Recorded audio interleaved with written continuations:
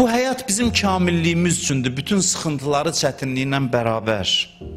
Biz gərək ürəklə meydana girək, oyun qaydalarını qəbul eləyək və sevə-sevə yaşayaq bu həyatı. Pasiv insan olmayaq həyatda. Pasiv insan elə bil dünyaya gəlməyib hələ. Elə bil həyat başlamayıb bunun üçün. Əslində həyat başlayıb, bu yaşamağa başlamayıb. Elə bil dedi, hə, doğulmuşammış. Birdən xəbər tutur elə bil.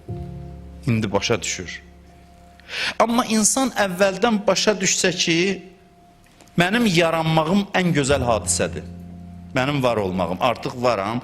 Mən ki var oldum, var əmri gəldi Allahdan, mən varam artıq. Bu çox gözəl bir hadisədir. Çox yaxşı oldu ki, mən yarandım. Elə ki, bunu başa düşdü, ondan sonra başlayır yaşamağa. Daxil olur həyat meydanına.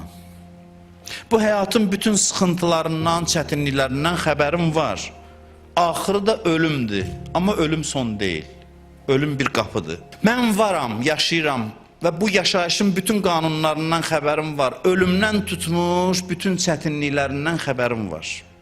Burada xəstəlik də olacaq, fəqirlik də olacaq, kasıblıq, vəfasızlıq da olacaq. Amma hamısını qəbul edirəm. Çünki əsas bunlar deyil. Əsas mənim yaşamağımdır. Əsas mən varam, var olandan sonra nə olur olsun, eybi yoxdur, xoşdur mənim üçün. Və bütün bu çətinliklərin hamısı mənim inkişafım üçündür. Həyat fəlsəfəsi danışıram sizə, həyatın fəlsəfəsi.